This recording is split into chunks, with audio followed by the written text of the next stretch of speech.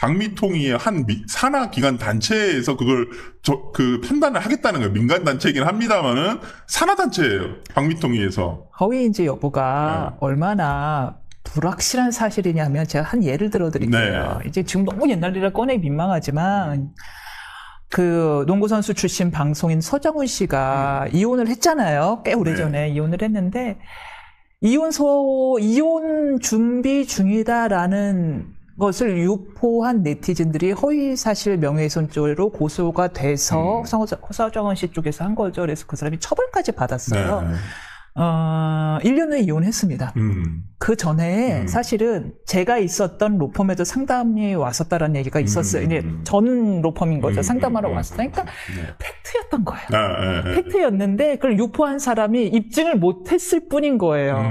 이미 1년 전부터 상담하러 다녔었고 준비 중이었고 그래서 그걸 유포한 사람은 허위사실로 유포죄로 죄를 처벌받았으나 사실은 결국 이혼했고 처음부터 준비된 그 진실이었던 거죠. 그러니까 허위인지 여부가 그렇게 명확한 어떤 절대적 사실이 아니에요. 그러니까 그러기도 하고 입증 여부에 따라서도 달라지는 거고. 오늘 주제를 얘기하면서 제가 과거에 이것과 관련해가지고 어떤 우리 사회적으로 좀 크게 문제가 됐던 사례가 있었을까 제가 생각을 해봤더니 세월호 사건 당시에 2014년도죠.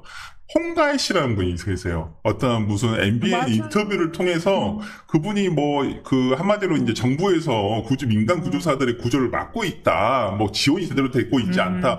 이래가지고 이분 구속관이 됐었어요. 명예훼손 혐의로 허위사실 유포 혐의, 허위사실 유포의 명예훼손으로 구속까지 되고 약간 뭐 공안사범 비슷하게 됐단 말이에요. 근데 나중에 봤더니 그게 전부 다 이분이 거짓말한 게 아니었어요. 다 사실로 드러났던 부분이에요. 근데 그 당시만 하더라도 그 발언할 당시만 하더라도 모든 언론들이 이 사람 허언증 환자다, 뭐 이상한 사람이다, 말도 안 되는 얘기다 이런 식으로 했거든요. 본인이 형사처벌된 걸 당연시 했었고 나중에 밝혀진 건 그렇지 않았어요. 본인이 입증 못하면 갑자기 허위가 돼버리기 때문에 입증 책임은 본인한테 있는데 그래서 사실은 이거 옛날 MB 시절에 미네르바 사건이 있었잖아요. 당시에 그 미네르바 이분이 허위 사실을 정보통신망에 유포했다는 혐의로 기소되고 유죄 처벌도 받았으나 헌재에서 허위라는 것은 너무 불명확한 개념이다라고 해서 위헌에서 무효화됐던 법안인데 이거를 다시 부활시킨 거예요. 이 민주당은 자신들이 야당일 때는 이런 걸 가지고 싸우다가 자신들이 여당이 되면 이런 걸 꼭 하고 있더라고 보니까. 그러니까 저는 이해가 되지 않는 게 한마디로 이 법이 너무 문제가 많다라는 거예요. 이미 위헌 판결을 받았던 법입니다. 그 위헌적인 요소가 너무나 다분하고 분명히 여기에 관련해서도 다시 저는 위헌 판결이 내려질 거라고 생각을 해요. 누군가 이제 뭐 헌법 소원까지 가겠죠. 근데 그 지난하고 그 귀찮은 일을 또 누군가는 하셔야 된다는 거잖아요. 우리 변호사가 해야겠네. 저한테 오세요. 싸게 드리겠습니다. 네, 변호사님 하실 겁니다. 헌법재판은 좀 힘들어요, 솔직히. 네, 변호사들한테는 힘든 거고 저도 몇 번 해봤습니다만은 쉽지는 않더라고요. 그래서 좀 저는 그런 부분에 있어서 이 법이 가지는 위험성이 너무 크다. 아니 우리 과거에 사례가 있다 보니까 뭐 없었던 적도 아니고 그래서 뭐 모르겠습니다. 이걸 왜 이틀막법이라고 하는지도 이해는 돼요. 뭐 대통령이라든지 정부 여당에 조금 뭐 이런 뭐 극우 어떤 쪽에서 뭐 허위 사실 뭐 이상한 거 있잖아요. 유튜브 들어가면 말도 되지 않은 것들 많아요. 뭐 항공모함이 오고 있다. 이재명 대통령을 잡으려고 뭐 이런 사람들이 진짜 그런 내용을 지금까지도 믿고 계신 분이 계신지는 모르겠습니다만은 그런 내용에 대해서까지 어떻게 하겠냐 이 말이에요. 그러니까 저는 이 법에 대해서 좀 이미 시행이 내일부터 되니까 이제는 뭐 남은 수단은 헌재를 통해서 위헌 판결이라든지 뭐 이렇게 날 수밖에는 그걸 통해서 우리가 개정을 할 수밖에 없지 않나 싶습니다. 이틀막이라고 하니까 연결되는 이슈가 두 가지가 더 있습니다. 바로 리센느의 원이 맞죠, PD님? 네, 우리 정원입니다. 좋아하나 봐요.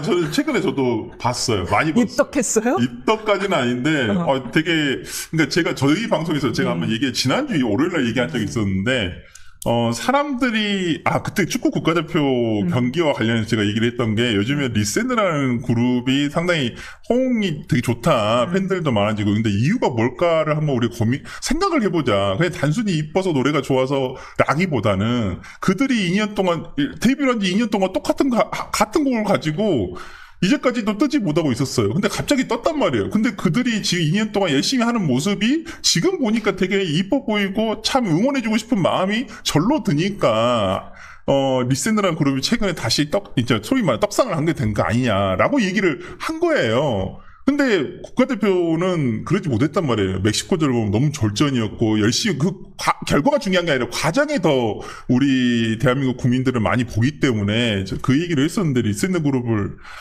그래서 되게 저도 많이 찾아보게 되고 많이 봤단 말이에요. 그러니까 우리 PD도 유일하게 네. 입덕하게 된 최애 네. 아이돌이다. 그래서 이제 저도 저번 주에 처음 봤어요. 아, 이런 친구가 있구나. 근데 그 인기의 비결이 바로 정제되지 않은 네, 자연스러운 네. 거제 사투리더라고요. 네. 이제 보통 아이돌 하면은 옛날에 볼펜을 입에 물고서라도 네. 어떻게든 사투리를 네. 고치곤 했었는데 정제되지 않은 자연스러운 사투리. 우리 설 변호사님처럼. 사투리 쓰니까. 그래서 그게 인기라고 했는데 자연스럽게 어떤 유튜브에서 뭐 무섭노? 네. 말한 걸 이게 왜 논란인 거죠? 아니, 설명 좀 그게 해주시겠어요? 그러니까 예. 뭐 그거더라고요. 예. 그러니까 이 미남이라는 그룹 멤버가 있어요. 그분이 일본인이세요. 치바 지방에서 사시는 분인데 그 멤버의 집을 찾아간 거예요. 근데 찾아가서 있는데 뭐 여동생 방을 보다가 뭐 실은 이제 여동생이 방 안에 있었는데 이제 촬영이 있으니까 어디 장롱에 숨었다. 뭐 그런 걸 하면서 약간 뭐 누구 있는 거 아니야 뭐 얘기하면서 뭐 PD가 이거 무섭노 하니까 또 그 원이라는 멤버가 무섭노 이렇게 따라한 거예요. 그냥 본인이 먼저 한 것도 아니고 PD 말을 따라했다. 근데 그게 무슨 노로 끝났다고. 무슨 노무현 비하니 일베니 뭐 이렇게 얘기를 하는지 솔직히 잘 모르겠어요. 아직도 이걸 이제 정치권에서 문 거죠. 소위 뭐 조국 전 대표가 조국 씨가 이걸 문 건데 이걸 이렇게 일베식이다라고 얘기할 이유가 있나? 저는 그렇게 느껴본 적이 한 번도 없는데. 근데 이게 처음에 아마 이제 PD가 무섭노 하는데 그게 이제 경상도 말 따라하는 척 하느냐고 경상도 사람은 아닐 텐데 무섭노 한 거고 거기다 대고 이제 원희가 그건 경상도 말 아닙니다 하는 것도 아니고 그냥 같이 응해주느냐고 노노 이렇게 많이 붙이니까 뭐하노 뭐 이제 이런 거. 네 아버지 이름이 네 아버지 뭐하시노 뭐 이러니까. 그 컨텐츠를 보셔서 알겠지만 그 컨텐츠에서 가장 인기가 많았던 게 거제 방문을 해서 사투리 쓰는 거였어요. 그 멤버 중에 한 명이 리더가 이제 원이라는 친구는 거제 출신이고 또 한 명은 경주 출신이 있었단 말이에요. 이게 경상도 출신의 두 아이돌이 서울에서 뭐 그냥 사투리 쓰는 거 이게 컨텐츠였단 말이에요. 그런 것으로 그 유튜브에서는 상당히 유명했단 말이에요. 그냥 단순 사투리예요. 사투리 쓰는 걸 가지고 무슨 일베니 이게 무슨 노무현 비하니 아니 그러면 노로 끝나는 것은 다 비하예요 그러면? 그 비판 이전에는 이들이 왜 이렇게 어린애들한테까지 입틀막을 시전하려고 하는지 모르겠어요. 처음에 문제 시작한 거는 어른 김장하라는 다큐멘터리를 만들었던 김현지 PD가 문제를 삼았고 이거를 조국 대표가 받아서 이거는 제대로 된 경상도 말이 아닙니다라고 했대는데 부산말, 거제말, 대구말 다 다릅니다. 뭐 서초동 사시는 조국 대표가 지금 너무 오래 서초동에 사셔서 잊었을 수 있는데 경상도 말마다 서로 다 다르고요. 그러니까. 그래서 오히려 부산 사람들한테 조국 대표 더 욕먹고 있어요. 네가 까먹어놓고. 그러니까 왜 너는 부산 출신이라면서 네가 사투리도 제대로 모르면서 그 아이돌이 쓰는 거에 대해서 그 PD가 지적한 부분을 굳이 정치권에서 얘기를 하느냐. 아니 뭐 PD야 그렇게 생각할 수도 있죠. 뭐 그래가지고 각자 표현의 자유죠. 뭐 그렇게 근데 뭐 대다수의 국민들의 상식적인 생각은 그렇지 않다라는 거에 다 모아져 있는 거잖아요. 그리고 그걸 뭐 예를 들어서 원이라는 멤버가 일베인지 아닌지도 모르겠습니다만은 저는 아니라고 생각하는데 그런 부분에 있어서도 오히려 그걸 정치적인 시각이나 잣대를 들이대는 게 그게 정상적인 사람인가요? 그게 20, 30대도 예전에야 야, 너네 그런 말 쓰면 안 돼. 그런 거는 노무현 비하는 말이야. 그러면은 이제 우리 40, 50대야 주의식 교육에 익숙한 사람들이라 네 이러고 말지만 20, 30대한테 이러면 역독할 텐데. 진짜 조국 대표 뭐라카노 이것도 이것도 비한가요? 진짜? 모래감이 비하다.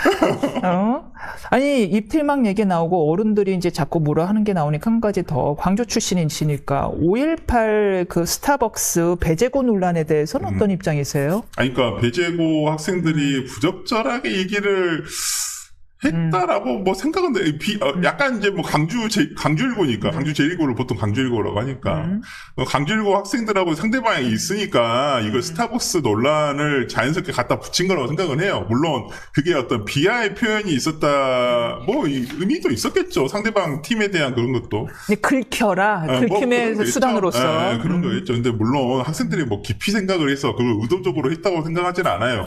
다만 부주의한 것도 비판은 받아야 되는 건 맞죠. 특히나 스포츠맨십에서 어떤 정치적인 내용을 더 얘기하는 것은 조심스러워야 됩니다. 훨씬 더.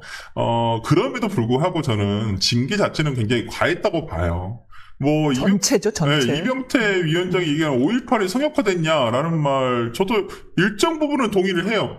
아주 동의는 하지 않지만은 광주 출신인 설 변호사마저도 일정 부분은 동의한다. 5.18에 대한 그 아픔이나 이런 거에 대한 것들은 아주 100% 충분하게 다 모든 것이 해결되었다라고 보기는 어렵겠죠. 물론 지금도 5.18 민주화운동에 대해서 잘못 생각하고 계신 분도 물론 있을 거예요. 그런 것들도 마찬가지로 홍보라든지 어떤 앞으로 어차피 국가 행사가 됐으니까 그런 걸 통해서 점점 바꿔나가면 되겠죠. 이제 그런 분들이 점점 사라지겠죠. 그걸 지금 가지고 있는데 그걸 가지고 무슨 억압적으로 5.18은 무조건 숭배하고 존경해야 돼. 이거에 대해서 나쁜 말 하면 절대 안 돼. 이렇게 할 이유는 없다는 거예요. 정부가 나서서. 네, 그렇게 할 필요는 없다는 거예요. 저는 그런 부분에 있어서 5.18을 너무 숭고하게만 생각하는 것도 그게 광주 시민들의 진짜 위안을